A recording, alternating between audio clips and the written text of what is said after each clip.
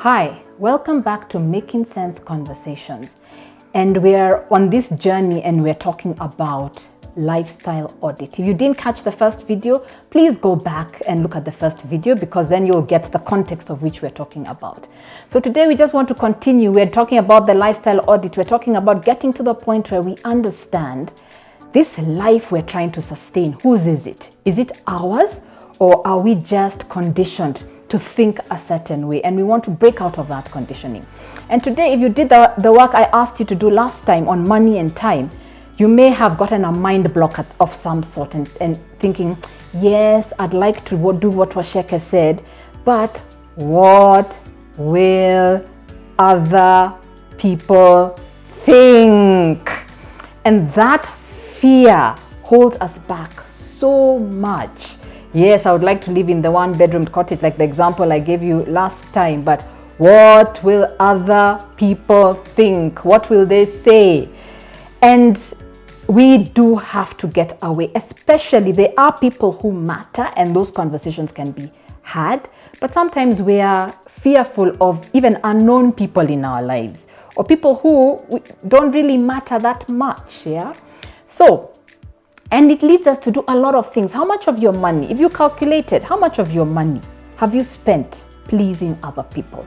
And let me give it, I like giving this example whenever I'm teaching. Let's say everybody on earth disappeared today and there was still a dream car you wanted to buy. Would you buy it? But there's nobody to emotionally react to your car.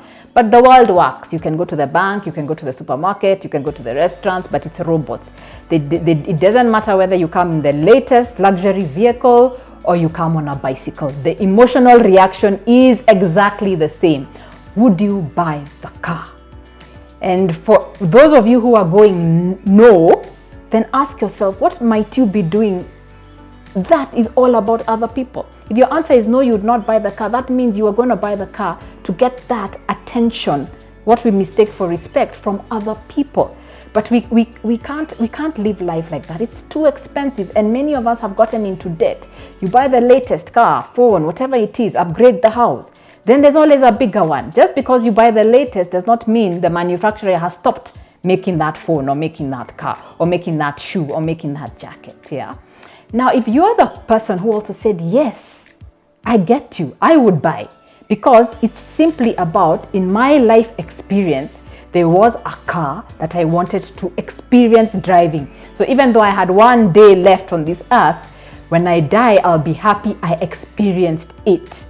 Others may be going, actually, I would not want the car. Instead, if I knew my time was limited, I would want to do other things.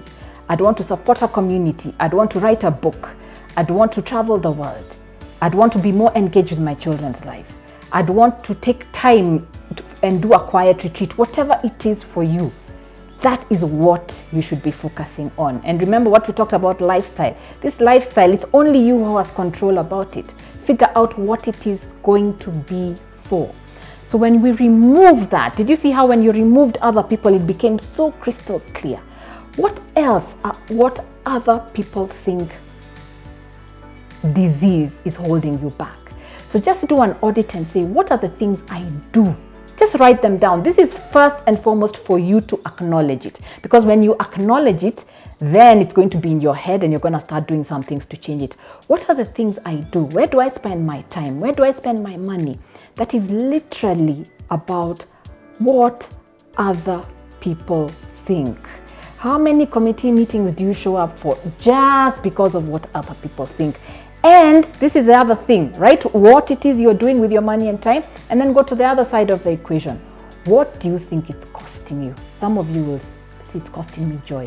It's costing me fulfillment. It's costing me personal growth. And then ask yourself, is it worth it, or is it time to make a change? Let's make sense, share, subscribe.